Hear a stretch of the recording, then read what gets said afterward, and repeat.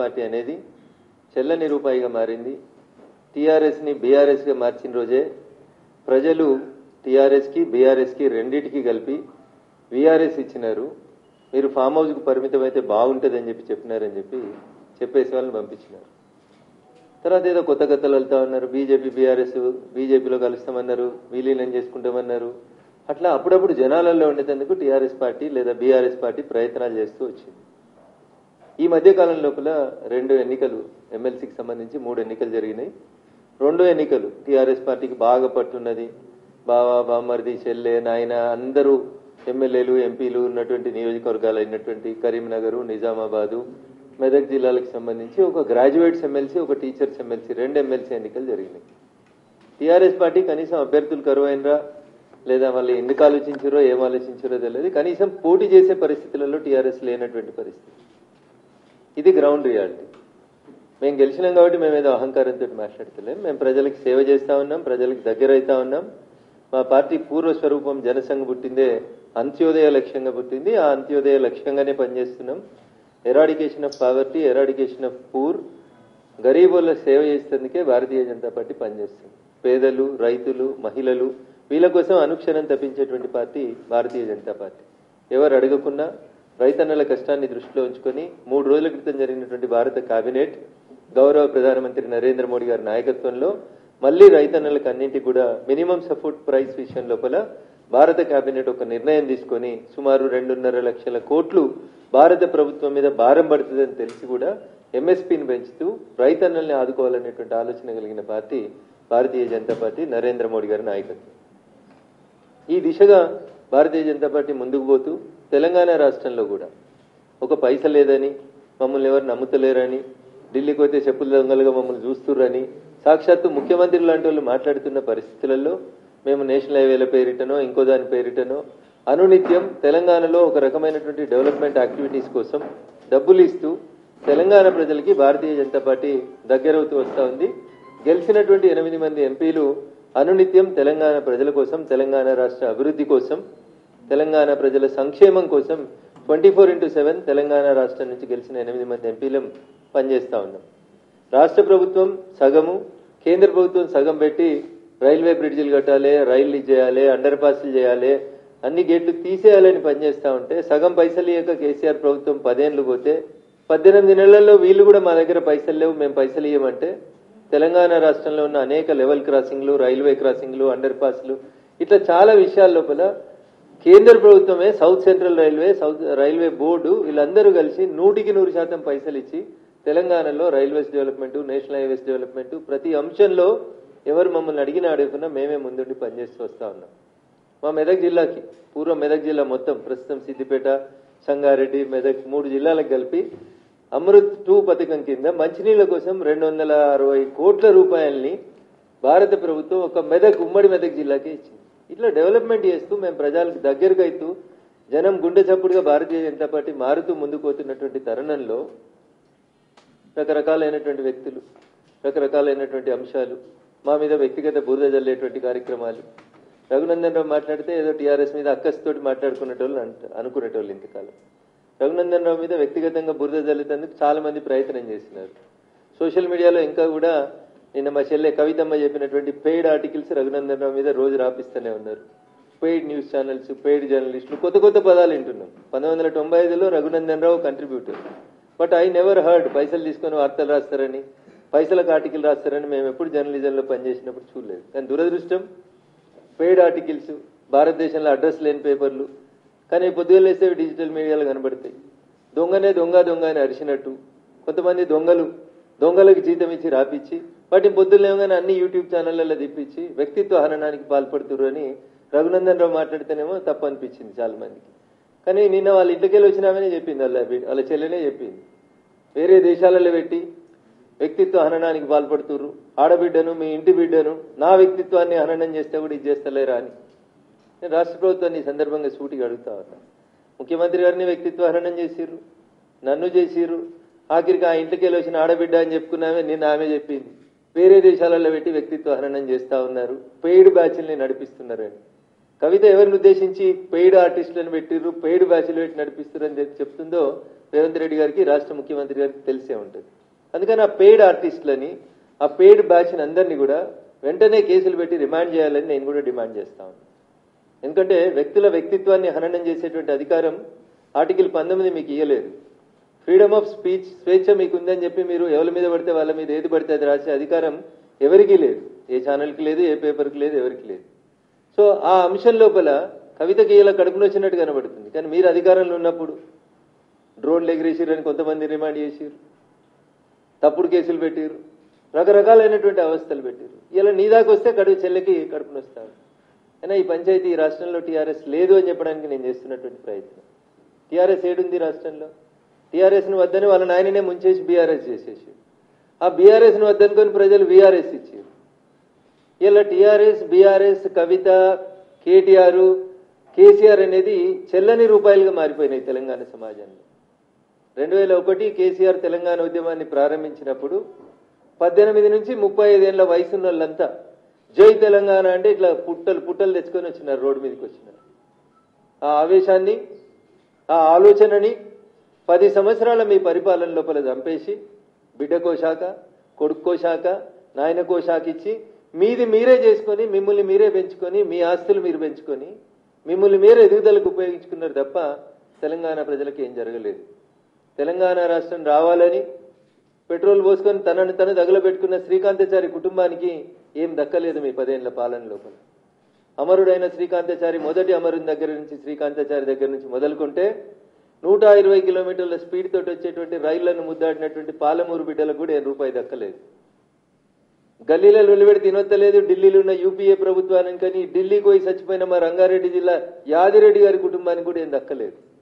1200 మంది కుటుంబాలు అమరులైతే అన్నకో శాఖ, చెల్లెకో శాఖ, నాయనకో శాఖ, ఆస్తులు పంచుకునే శాఖలు పెట్టుకున్నారు తప్ప మీ ఆస్తులు పెంచుకున్నారు 10 ఏళ్ల తెలంగాణ రాష్ట్ర సమితి పాలనలో తప్ప తెలంగాణ సమాజానికి ఏం దక్కలేదు. అందుకనే మిమ్మల్ని వద్దనుకుంది సమాజం, మీ కుటుంబాన్ని దూరం పెట్టాలనుకుంది సమాజం. టీఆర్ఎస్ ఎలియాస్ బీఆర్ఎస్ కి వీఆర్ఎస్ ఇచ్చి పంపించేసారు. దాన్ని మళ్ళా చచ్చిపోయినటువంటి పాముని తిరిగి బతికించడం ఎట్లా? ఇగో దీనికి బ్రాండింగ్ పంచాయతీ. అన్నోదికు బ్రాండింగ్ చేసుకుంటున్నాడు. 30 మెడికల్ కాలేజీలు పెడితే మాకు పేరు రాలేదు కానీ 30 యూట్యూబ్ ఛానళ్లకు జీతం ఇచ్చి బాగా గొప్పగా బ్రాండింగ్ చేసుకుందాం అనేటువంటి బ్రాండింగ్ లో ఉన్నాడు కేటీఆర్. దానికి ఆయనకు తెలుసు, ఈ రోజు కాకపోతే రేపైనా వీళ్ళందరినీ ఈడ అధికారంలో ఉన్న ప్రభుత్వమో ఆడ అధికారంలో ఉన్న ప్రభుత్వమో పక్కా లెక్కలన్నీ తీసుకొస్తుంది, జైల్లో పెడుతుంది. శ్రీకృష్ణ జన్మస్థానానికి తప్పుడు కథనాలు రాస్తున్న వాళ్ళని పంపిస్తాం అనేది వాళ్ళకి తెలుసు. పెయిడ్ ఆర్టిస్టులకు కూడా తెలుసు. అందుకని ఏం చేస్తున్నారు వాళ్ళంతా? విదేశాలలో పెట్టుకుని ఐపీ నెంబర్లు లేకుండా పేపర్లు, ఛానల్ని రకరకాలైనటువంటి ప్రయోగాలు చేస్తా ఉన్నారు. ఎలుక కలుగులో దాక్కుని ఏదో అనుకుంటుందంట, నేను బయటికి రానంతసేపు నన్ను ఎవడేం చేస్తాడని. పొగెట్లా పెట్టాలి, ఎలుకను బయటికి ఎట్లా తీసుకురావాలి, బయటకు వచ్చిన ఎలుకను బోర్లు ఎట్లా పెట్టాలనేది తెలియనంత అమాయకంగా ఈ దేశంలో భారతీయ జనతా పార్టీ లేదు, ఈ దేశాన్ని పాలిస్తలేదు. భారతీయ ఎదుగుతున్నాం, పేదలకు సేవ చేసి ఎదుగుతున్నాం. మేము ఎదుగుతున్నాం, రైతులకు దగ్గర ఎదుగుతా ఉన్నాం. మేము ఎదుగుతా ఉన్నాం, ఈ దేశంలో ఇన్ఫ్రాస్ట్రక్చర్ డెవలప్మెంట్ చేస్తూ ఎదుగుతా ఉన్నాం. నరేంద్ర మోడీ గారి నాయకత్వం ప్రపంచానికి మార్గదర్శనం చేసేంత గొప్ప స్థాయికి ఎదిగింది. ఇప్పుడు వచ్చి వాళ్ళెవరో వాళ్ళ కోసం వాళ్ళని వాళ్ళు బ్రాండింగ్ చేసుకోవడం కోసం చెల్లని రూపాయి అయిపోయింది. చెల్లని రూపాయిని బ్రాండింగ్ చేసుకుంటుంది. కంటే కవితను ఎవరు అడుగుతున్నారు? కవిత 2019 ఎంపీ ఎన్నికలలో ఓడిపోయింది. ఓడిపోయిన తర్వాత కవితకి ఏమున్నది? 5 ఏళ్ళు అధికారంలో ఉన్నప్పుడు మీరు ఏం చేసినారని చూసే నిజామాబాద్ ప్రజలు మిమ్మల్ని ఓడగొట్టిండ్రు. ఇంకా కవితకి ఏమున్నది అక్కడ? ఏం లేదు. కష్టపడేదో నాన్న ప్రేమనో కొట్లాడనో ఏడ్స్తోటో ఎమ్మెల్సీ తెచ్చుకున్నారు. ఇవాళ చెల్లకుండా పోయినటువంటి కవిత గారు జనబాహల్యం లోపల పోటీ చేస్తే ప్రజలు ఆదరిస్తలేరని చెప్పి వచ్చి సెల్ఫ్ బ్రాండింగ్ పంచాయతీ తప్పితే ఏముంది ఇందులో? ఏం గొప్ప చేసిందని కవిత? బతుకమ్మ ఆడినా, తెలంగాణ భావ వ్యాప్తి చేసిన చెల్లె నువ్వు ఉట్టే కంటే ముందు నుంచి ఉంది కదా బతుకమ్మ. నిజాం సర్కరోడు మా ఆడబిడ్డల్ని చీరలు ఇప్పించి బతుకమ్మ ఆడిరనే పంచాయతీ తెలంగాణ ఉద్యమ చరిత్రలో ఉంది కదా. చెల్లె బతుకమ్మ ఆడితే బతుకమ్మ, బతుకమ్మ ఆడకపోతే బతుకమ్మ కాదనేది ఎవరు చెప్పారు? So there is no brand for Kavitha, no brand for KTR, nothing is there for TRS. ఏం లేదు టీఆర్ఎస్, ఏమి లేదు కాబట్టి ఏదో ఉన్నట్టు చూపించుకోవాలి. చూపించుకోవడం కోసం చెల్లని దుడ్డును ఏదో చేసిరని చెప్తారు ఊర్లలో.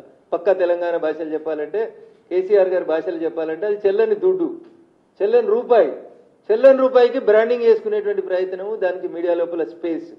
మేమే ఉండాలి, అయితే మా అన్న ఉండాలి మీడియాలో, లేకపోతే నేను ఉండాలి, మా పార్టీ ఉండాలి. ఇతరులు ఎవరు ఉండొద్దు, ఇతరుల గురించి చర్చ జరగవద్దు. ఈ చెల్లని రూపాయల పంచాయతీలను తీసుకొని వచ్చి దానికి ఏదో గొప్పగా చేసుకుంటూ వస్తారు. ఏం చేసింది కవిత? నేను స్ట్రైట్గా అడుగుతున్నా. ఈ అమరుల కుటుంబాన్ని పరామర్శించిందా? ఈ అమరుల కుటుంబాన్ని ఆదుకున్నావా? అరే మా జిల్లాలో నాలుకల్ మండలం లోపల ఒక సోదరుడు చచ్చిపోయాడు. ఇక్కడే ఉస్మానియా యూనివర్సిటీ క్యాంపస్లో చచ్చిపోయినాడు. పిహెచ్ఎల్ గేట్ ముంగడ ఒక సోదరుడు చచ్చిపోయాడు ఉద్యోగాలు కావాలని. మీ 10 ఏళ్లలో బిహెచ్ఎల్లో లోకలకు ఉద్యోగాలు ఇప్పించిరా? నాలుకల్లో చచ్చిపోయినటువంటి కుటుంబాన్ని ఎన్నడన్నా పరామర్శించిరా? 10 ఏళ్ళు అధికారంలో ఉంటే మీరు చేసిందేముంది తెలంగాణలో చెప్పురు. మా మిరుదొడ్డిలో ఒక జర్నలిస్ట్ చచ్చిపోయాడు. జేఏసీ టెంట్లో జై తెలంగాణ అని అరిచి చచ్చిపోయాడు. కనీసం 10 లక్షలు ఇవ్వలే కుటుంబానికి, జర్నలిస్ట్ కుటుంబానికి. ఏం చేసిరు మీరు అధికారంలో ఉన్న 10 ఏళ్ళు? పైసలు సంపాదించుకున్నారు, ఆస్తులు పెంచుకున్నారు తప్ప జనానికి వాస్తవాలు అర్థమైన తర్వాత మిమ్మల్ని వద్దని అనుకున్నారు జనం. ఇక వాళ్ళని వాళ్ళు బ్రాండింగ్ చేసుకోవడం కోసం టూ క్వైట్ కాంట్రడిక్టరీ స్టేట్మెంట్స్ చెప్తున్నారు కవిత గారు. ఒకసారి ఏమంటున్నారు, బీజేపీలో బీఆర్ఎస్ని విలీనం చేయమని చర్చలు జరిపారు. రెండోసారి ఏం చెప్తుంది, మా పార్టీకి ఒకడే ఒక నాయకుడు కేసీఆర్. మరి కేసీఆర్ గారిని బయటకు వచ్చి చెప్పమని ఉండ్రి. అవును నేను చర్చలు జరిపినా, నేను విలీనం చేద్దాం అనుకుంటున్నా, చెప్పురు అట్లాంటి. మళ్ళీ ఒకసారి ఏమంటుంది, మేము విలీనం చేసుకోవడానికి మేము సిద్ధంగా లేము. టీఆర్ఎస్ పార్టీ పుట్టిన 2001 నుంచి 2 నిమిషాలు మీకు గుర్తు చేస్తాం.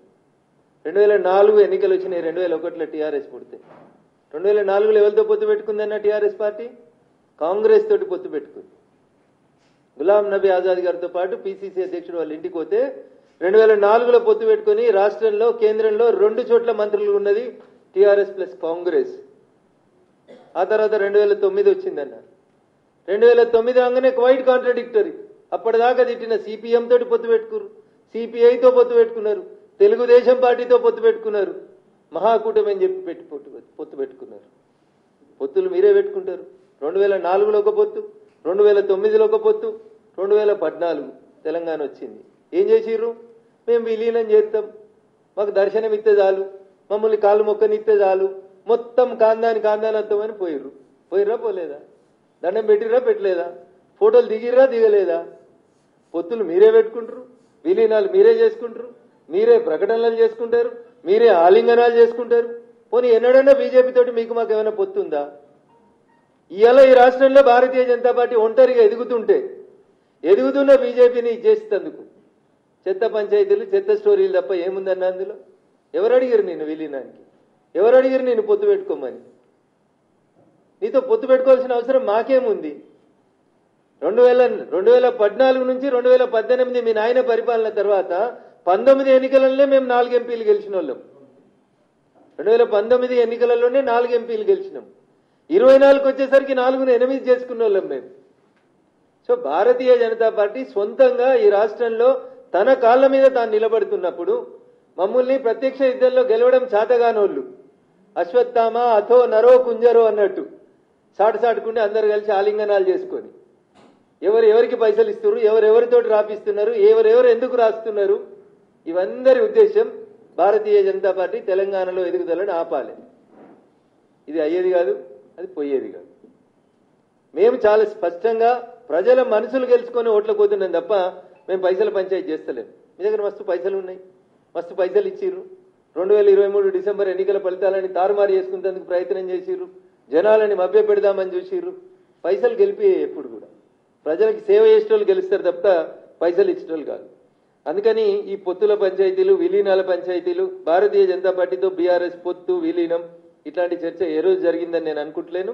మా హైకమాండ్ తోటి కూడా ఎవరు జరిగింది చేసిందని కూడా పార్టీ పెద్దల దృష్టిలో అయితే ఎక్కడ లేదు. అయినా నేను ఒకటి అడుగుతాను, ఊకే చిట్ చాట్ ఏందన్నా? ధైర్యం ఉన్నది కదా నీకు? డైరెక్ట్ ప్రెస్ మీట్ పెట్టు. చిట్ చాట్ ఏంది అంటే మీడియా మిత్రులు ఏదో గోల్మాల్ చేస్తానుక తెల్లారి పేపర్లో ఒక వార్త వచ్చి అందరు దాని మీద విరుచుకపడితే నేను అనలేదు, మీడియా తప్పుగా రాసింది, మీడియాకి తప్పుగా అర్థమైందని చెప్పుకోవడం. ధైర్యం ఉంటే ప్రెస్ మీట్ పెట్టి చెప్పు, మా అన్న నా మీద పేడ్ ఆర్టికల్స్ రాపిస్తుండు, ఇగో పలానా టీవీ ఛానళ్లు పేపర్లు నా మీద తప్పుడు వార్తలు దుబాయ్కి వెళ్ళి రాసినాయి, వాటి మీద కేసు పెట్టుర్రి. చిట్ చాట్ ఎందుకన్నా? ఏంది చిట్ చాట్ అంటే? తప్పించుకునేందుకు మార్గమా? ఆ పేపర్ వాళ్ళు తప్పు రాసిరు, ఆ పేపర్ వాళ్ళకి నా భాష అర్థం కాలేదని చెప్పుకోవడానిక? పుట్టిటాన్ పేపర్ నాయనకే ఉత్తరం రాయగలిగిన దమ్ము ధైర్యం ఉన్న వాళ్ళం మనం. మస్తు 100 ఉత్తరాలు రాసిన వాళ్ళం మనం. ప్రెస్ లో కూడా ఒక ఉత్తరం రాస్తే అయిపోతుంది కదా పాపం, వాళ్ళని ఎందుకు గోసపెట్టు? నేను అనలే, నేనన్నా, నువ్వు అనలే, నేనన్నా, ఇవన్నీ ఏం పంచాయతీలు? Why chit chat? అంటే తెలుగు మీడియా వాళ్ళకి అంత అమాయకం కనబడుతుర్రా ఏంది మీకు? డైరెక్ట్ ప్రెస్ మీట్ పెట్టుర్రి, డైరెక్ట్ చెప్పుర్రి, ఉన్నది ఉన్నట్టు చెప్పుర్రి, కుండబద్దలు కొట్టినట్టు. లేనిది ఎందుకు? లేని మాటలు ఎందుకు? లేని పంచాయతీలు ఎందుకు? కాబట్టి కవిత గారికి నేను చెప్పదలుచుకుంది ఏంటంటే, మీరు మీ కుటుంబ పంచాయతీ, మీ ఆస్తుల పంచాయతీ, మీ పార్టీల పంచాయతీ, మీ వారసత్వ పంచాయతీ, మీ అన్నతోటి మీకు పంచాయతీ, మీ సీట్ల కోసం పంచాయతీ, నీకేమన్నా శాసన మండలిలో ఫ్లోర్ లీడర్ పంచాయతీ, ఇట్లాంటివి ఏమన్నా ఉంటే మీరు తెలుసుకోండి. శాసన మండలిలో ఫ్లోర్ లీడర్ తిరగకపోతే కొట్లాడుకో మీ నాయనతో తలపెట్టుకొని. దానికి చిట్ చాట్ల పేరిట మా పార్టీని, భారతీయ జనతా పార్టీని అనవసరమైనటువంటి వివాదంలోకి లాగొద్దని సోదరి కవిత గారికి నేను ఈ సందర్భంగా చాలా స్పష్టంగా చెప్పదలుచుకున్నాను.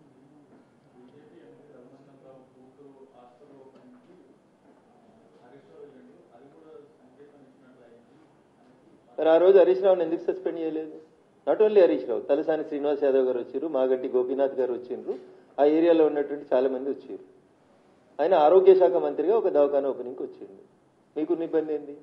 ఒకవేళ హరీష్ రావు గారు బీజేపీ కోవర్ట్ అని మీకు అనిపిస్తే తెల్లారే ఎందుకు తీసేయలేదు క్యాబినెట్లకి వెళ్ళి? ఒక బీసీ బిడ్డ ఈటల రాజేందర్ గారిని రాత్రి తీసేసిండు కదా మీ నాయన. మరి హరీష్ రావు అనేటైనా బీజేపీ కోవర్ట్ అనేది మా చెల్లి అభిప్రాయం అయితే, రఘునందన్ రావు కూతురు హాస్పిటల్ ఓపెన్ చేయడమే కవితమ్మ కడుపు నొప్పి అయితే తెల్లారే ఉద్యోగులకి వెళ్ళి తీసేయనుంటి హరీష్ రావుని. ఆ రోజైతే మీ నాయన నీ మాట విన్నాడు కదా. అందుకని నేనేమంటున్నా, ఈ చిట్లు చాట్లు ఎందుకన్నా, యూ నేమ్ ఇట్, డైరెక్ట్ గా నేమ్ పెట్టి చెప్పు. ధైర్యం లేకపోవడం, నేను మాట్లాడుతున్నా కదా, పేరు పెట్టి మాట్లాడుతున్నా, నేను ఊరు పెట్టి మాట్లాడుతున్నా, నేను అధికారికంగా ఆఫీస్ పెట్టు, లేకపోతే బషీర్బాగ్ లో ప్రెస్ క్లబ్ లో తీసుకో, ప్రెస్ క్లబ్ తీసుకొని చెప్పు. అందరికీ నీ అంత గొప్ప ఇంగ్లీష్ రాకపోతే తెలుగులో మంచిగా రాసి ఈ ప్రెస్ నోట్ రాస్తారు, నువ్వేమిస్తే గదే రాస్తారు. వై దిస్ చిట్ చాట్ అంటున్నా. సో వ్యక్తుల వ్యక్తిత్వ హననం కోసం టీఆర్ఎస్ పార్టీ చేసినటువంటి ప్రయత్నాలన్నీ అయిపోయినాయి. టీఆర్ఎస్ ని ప్రజలు నమ్ముతలేరనేది అర్థమైంది. వాళ్ళ ప్లీనరీ ఈడనే ఇదిగా లేకపోతే పోయి అమెరికాలో ప్లీనరీలు చేస్తున్నారు. ఎందుకు అమెరికాలో చోట్లు ఎత్తారా నాకు తెలియదు, నేను వాళ్ళంతా చదువుకోలేదు. ఏంది సిల్వర్ జూబ్లీ ఏంది? ఈ దేశం కోసం పోయి ఏమన్నా అమెరికాలో చెప్తున్నారు వాళ్ళు? వచ్చింది తెలంగాణ, వచ్చిన తెలంగాణ ఎట్లా దోసుకున్నామో చెప్తారా, లేకపోతే దోసుకున్న డబ్బుల్ని అమెరికాలో యూట్యూబ్ ఛానళ్ళలో ఎట్లా పెట్టి రఘునందన్ రావుని ఎట్లా తిట్టాలి, లేకపోతే ఎవరెవరిని పెయిడ్ ఆర్టిస్టులు ఎట్లా హైర్ చేసుకోవాలి, అమెరికా చట్టాల ప్రకారం దొరకకుండా ఎట్లా తెలుగులో వార్తలు రాయాలనే చేసుకోవడానికి పోతున్నారు. For what you are doing? నేను అడుగుతున్నా సూటిగా చెప్పు. నేను అడిగితే ప్రతిపక్ష నాయకునిగా చెప్పరేమో. మరి నువ్వు చెప్పు, నాకు అర్థమైన కాడికి మీ అన్ననే తిట్టినావని నేను అనుకుంటున్నా. మీ అన్నని చెప్పమని మరి అమెరికాలో. ఇంకా రాష్ట్ర ప్రభుత్వానికి కూడా నా ఈ రెండు డిమాండ్. ప్రతిపక్ష నాయకులు చెప్పినరో మరి మీరు సపోర్ట్ చేస్తే మాట్లాడుతుర్రో కవిత గారు నాకు తెలియదు, కానీ ఆ కవితమ్మనే చెప్తుంది ఇప్పుడు ఏమని, పెయిడ్ ఆర్టిస్టులతోటి వ్యక్తిత్వ హననం చేస్తున్నారు. ఈ పెయిడ్ ఆర్టిస్టులు ఎవరో గుర్తించడానికి గౌరవ ముఖ్యమంత్రి రేవంత్ రెడ్డి గారికి ఉన్నటువంటి ఇబ్బంది ఏముంది? పెయిడ్ ఆర్టిస్టులను జైల్లో పెట్టడానికి ఉన్నటువంటి ఇబ్బంది ఏముంది? పేమెంట్ ఏ ఖాతాకి అవుతుంది, ఎవరికి అవుతుంది, ఎవరా దొంగలు, వాళ్ళ దగ్గర పైసలు ఎక్కడి? మీకు చేత కాకపోతే మాకు ఈ లిస్ట్ ఇన్కమ్ ట్యాక్స్ నన్ను తోలిస్తాం మేము. అట్లా దొంగ లెక్కలు ఎక్కడి, దొంగ పేమెంట్లు ఎక్కడి, దొంగ పంచాయతీలు ఎక్కడి? అంతా ట్రాన్స్పరెంట్ గా ఉండాలని కోరుకుంటున్నాం కదా. అందుకని వాళ్ళ పార్టీ గురించి వాళ్ళు మాట్లాడినంతసేపు మేము ఎవరి గురించి మాట్లాడాం, మేము ఎవరి వ్యక్తుల్ని తక్కువ చేసి మాట్లాడాం. కానీ భారతీయ జనతా పార్టీని తక్కువ చేసి, భారతీయ జనతా పార్టీని బదనాం చేసి, మా క్యాడర్లో కన్ఫ్యూజన్ క్రియేట్ చేయాలనేటువంటి ప్రయత్నం చేస్తా ఉన్నప్పుడు మేము చాలా స్పష్టంగా చెప్పదలుచుకున్నాం. 2013లో మీరు చేసిన విలీనం ప్రయత్నాలు, 2014లో మీరు చేసిన ప్రయత్నాలు, ఇవన్నీ కూడా ప్రపంచమంతా తెలుసు. భారతీయ జనతా పార్టీ బీఆర్ఎస్ కలిసి పనిచేస్తున్నది ఈ రోజు దాకా వాళ్ళు పుట్టిన 25 ఏళ్లలో ఎన్నడూ జరగలేదు. నాకున్నటువంటి అంచనా, నాకున్నటువంటి అవగాహన మేరకు భవిష్యత్తులో కూడా అట్లాంటి స్కోప్ లేదని నేను అనుకుంటా ఉన్నా. కాబట్టి లేని దాని గురించి మా క్యాడర్ని, మా కార్యకర్తల్ని కన్ఫ్యూజ్ చేసి మీరు ఏది పడితే అది తిరిగి పేపర్లలో మాకు జాగ రావాలి. పేపర్లో మీకెందుకు జాగ వస్తుంది? జనం గుండెలనే మీకు జాగలేదు కదా, జనమే వద్దనుకున్నారు కదా మీరు. జనం గెలిపేయాలనుకుంటే మిమ్మల్ని గెలిపిద్దురు కదా ఎంపీగా. జనం గుండెల్లో జాగలేదు, పరపతి పోయింది, గౌరవం పోయింది, వాళ్ళ నాయన భాషలో చెప్పాలంటే ఇజ్జత్ పోయింది. ఇన్ని పోయినాయి కాబట్టి వాటిని తెచ్చుకునేందుకు మళ్ళీ జాగ కోసం కొట్లాడ తప్పితే ఇదేముందన్న. కాబట్టి మీరు మీ కుటుంబ పంచాయతీ ఏమైనా ఉంటే తలపెట్టుకుని ఫామ్ హౌస్లో తెలుసుకోర్రి, మాకు అభ్యంతరం లేదు. మా పార్టీ పేరు తీయనంతసేపు, మా గురించి మాట్లాడనంతసేపు మేము ఎవరిని ఏమను. భారతీయ జనతా పార్టీని విమర్శించినా, మా నాయకత్వాన్ని విమర్శించినా, మా పార్టీ క్యాడర్లో కన్ఫ్యూజన్ క్రియేట్ చేయాలని ప్రయత్నించినా 100% చాలా స్పష్టంగా భారతీయ జనతా పార్టీ నాయకత్వం తెలంగాణ రాష్ట్రంలో స్పష్టంగా ఉంది, కలిసి ఉన్నది, కలిసి కొట్లాడతాం, అధికారంలోకి రావడానికి కొట్లాడతాం, భవిష్యత్తు మాదనే మా కార్యకర్తలు నమ్ముతున్నారు. ఆ దిశగానే మా అందరు అడుగులు ఉంటాయని చెప్పి ఈ సందర్భంగా చాలా స్పష్టంగా చెప్తూ, పేపర్ల కోసం, పబ్లిసిటీ కోసం, దాంట్లో జాగ కోసం ఇట్లాంటి మాటల్ని, ఇట్లాంటి బురదల్ని ఎవరి మీద జల్లొద్దని మరొకసారి తెలియజేస్తూ సెలవు తీసుకుంటాను.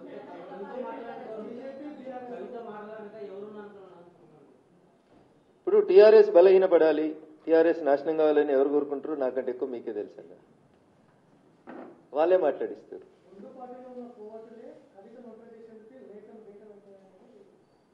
ఇప్పుడు మీ నాన్నకు నువ్వు లెటర్ రాసినావు, తండ్రి కూతుళ్ళ సంబంధం అది, తండ్రి కూతుళ్ళ పంచాయతీ. గతంలో రాసిన లెటర్లు బయటికి రాలేదు. ఇప్పుడు మీ నాన్నగారి పక్కన ఎవరుంటున్నారో నాకంటే ఎక్కువ నీకే తెలుసు. పోయి మీ నాన్నకి చెప్పు, ఇక పలానోడు లీక్ చేసినాడు, వాని పేరు పలానా, వాని బయటికి పంపించని చెప్పు. కోవర్ట్ ఏందని, ఇదేమన్నా నక్సల్ సామ్రాజ్యమా? కోవర్ట్ లేదు. వినడానికి సొంపు ఉంటాయని, మాట్లాడితే ఎతి ప్రాసలకు కలిసి వస్తాయని, ఇట్లా మాట్లాడితే ఎట్లా? మీ ఇంట్లో కోవర్ట్లు ఉన్నారా? మీ నాన్న పక్కన కోవర్ట్లు ఉన్నారా? ఏం చెప్పదలుచుకున్నావు? మీ నాన్న పక్కన కోవర్ట్లు ఉంటే ఏం చేస్తున్నావు మరి? బిడ్డగా మీ నాన్నని కాపాడుకోవాలి కదా. ఆ కోవర్ట్ల పేర్లేందో మీ నాన్నకి చెప్పి బయటికి పంపించాలి కదా.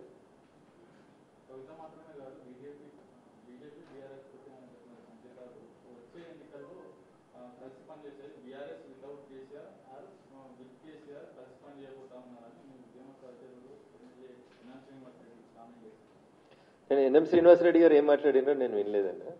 తెలంగాణ సమాజం, తెలంగాణ ప్రజలు 2001లో 18 నుంచి 35 ఏళ్ల దాకా ఉన్న వాళ్ళు ఎట్లయితే టీఆర్ఎస్ వెనకాల పోలరైజ్ అయినరో, ఇవాళ నరేంద్ర మోడీ గారి నాయకత్వం గ్రామానికి బాకిందన్న ప్రతి పల్లెటూరులో 18 నుంచి 35 ఏళ్ల దాకా ఉన్నటువంటి ప్రతి యూత్ నరేంద్ర మోడీ గారి నాయకత్వాన్ని, భారతీయ జనతా పార్టీ నాయకత్వాన్ని ఇష్టపడుతున్నారు. మా వెనకాల పోలరైజ్ అవుతున్నారు. కాబట్టి టీఆర్ఎస్ వెనకాల ఖాళీ కుర్చీలు కనబడుతున్నాయనే బాధతో, ఆవేదనతో దీన్ని కన్ఫ్యూజన్ చేసి ఊర్లలో ఉన్నటువంటి ప్రజల్ని మభ్యపెట్టేందుకు కవితమ్మ చేస్తున్నటువంటి ప్రయత్నం.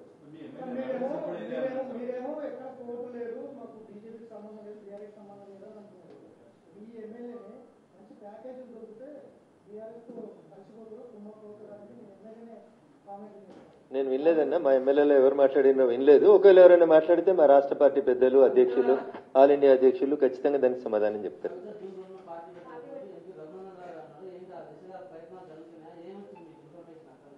కవిత కొత్త పార్టీ పెడుతుంది అనేది నాకున్న సమాచారం. నేను ఆ రోజు కూడా మీలాంటి మీడియా మిత్రులు అడిగితే చెప్పింది ఏంటంటే, ఆమె నో పాయింట్ ఆఫ్ రిటర్న్ దాకా వెళ్ళిపోయింది, ఇంకా అతికేది లేదా సంసారం, కాబట్టి విడిపోతుంది. విడిపోయిన తర్వాత పార్టీ పెడుతుంది.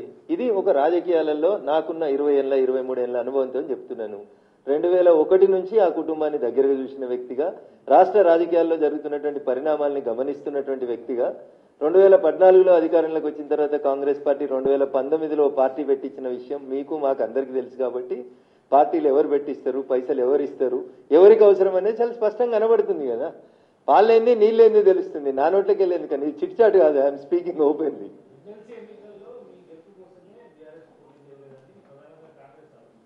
అన్న ఊర్లలో ఒక మోటు సామెత ఉంటుంది, ఆడలేక మధ్యలో ఓడిందని. నీకు క్యాండిడేట్లు లేక, నీకు పెట్టే దమ్ము లేక, పోటీ చేసే ధైర్యం లేక ఇట్లే మాట్లాడుతుంటారన్న. ఎంపీ ఎలక్షన్లలో కూడా పొత్తులు పెట్టుకున్నారు, పరోక్షంగా సహకరించారు. ఇవన్నీ తప్పుడు మాటలు అన్న. ప్రజలని అమాయకులుగా భావించి ఓటేసేటువంటి ప్రజల్ని తక్కువ చేసేటువంటి మాటలు ఎవరు మాట్లాడొద్దన్న. అది చాలా తప్పు, దురదృష్టకరం. అది అన్నిట్లలో పోటీ చేసిరు వాళ్ళు. ఎంపీ ఎలక్షన్లలో అన్నిట్లలో పోటీ చేసిరు. నా మీదనైతే 100 కోట్లు పెట్టిరు, మీకు తెలుసు. ఇక కాంప్రమైజ్ అయిన పాలిటిక్స్ ఏడు ఉన్నాయి అక్కడ? ఏడ కాంప్రమైజ్ అయ్యారు? ఏ సీట్ కాంప్రమైజ్ అయ్యారు చెప్పు. కాబట్టి ఇవన్నీ అబద్దాలు, తప్పుడు మాటలు. ప్రజలు ప్రజాస్వామ్యబద్ధంగా డాక్టర్ బిఆర్ అంబేద్కర్ గారు రాసిన రాజ్యాంగం ఇచ్చిన పరిమితులకు లోబడి ఓట్లేస్తేనే భారతీయ జనతా పార్టీ ఎంపీలైనా, కాంగ్రెస్ ఎంపీలైనా, ఇంకొకరైనా గెలుస్తారు. కాబట్టి ఒక పార్టీ ఇంకో పార్టీకి అమ్ముడు పోయింది ఇట్లాంటి మాటలు దయించి ప్రజాస్వామ్యంలో సరైనవి కాదనేది నా భావన.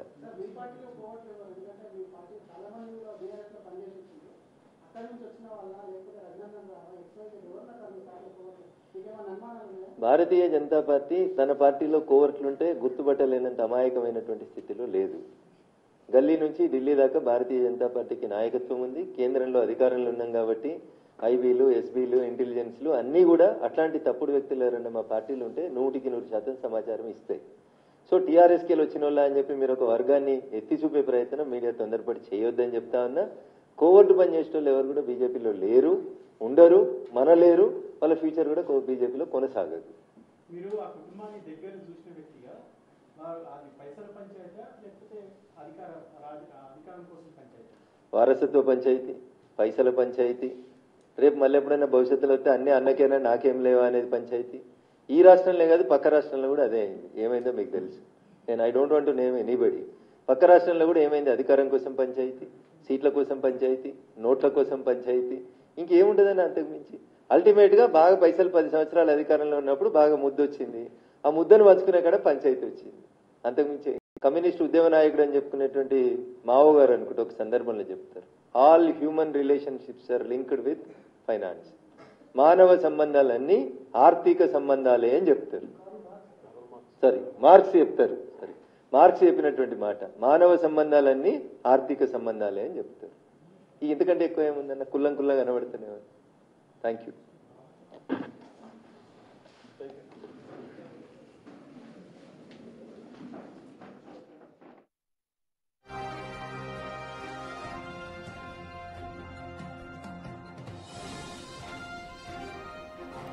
రైట్, అది బీజేపీ ఎంపీ రఘునందన్ రావు చాలా క్లియర్గా కవిత చేసిన కమెంట్స్ పై క్లారిటీ ఇచ్చారు. ఏమన్నా ఫ్యామిలీ పంచాయతీలు ఉంటే ఫామ్ హౌస్లో చూసుకోవాలి, కానీ బీజేపీని ఇందులోకి లాగొద్దు అంటున్నారు. ఒకవేళ లాగితే దానికి సరైన సమాధానం చెప్తామంటున్నారు. అలాగే తెలంగాణ ప్రభుత్వాన్ని కూడా సూచన చేస్తున్నారు.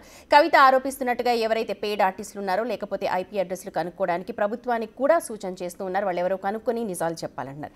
బ్రేక్ తీసుకు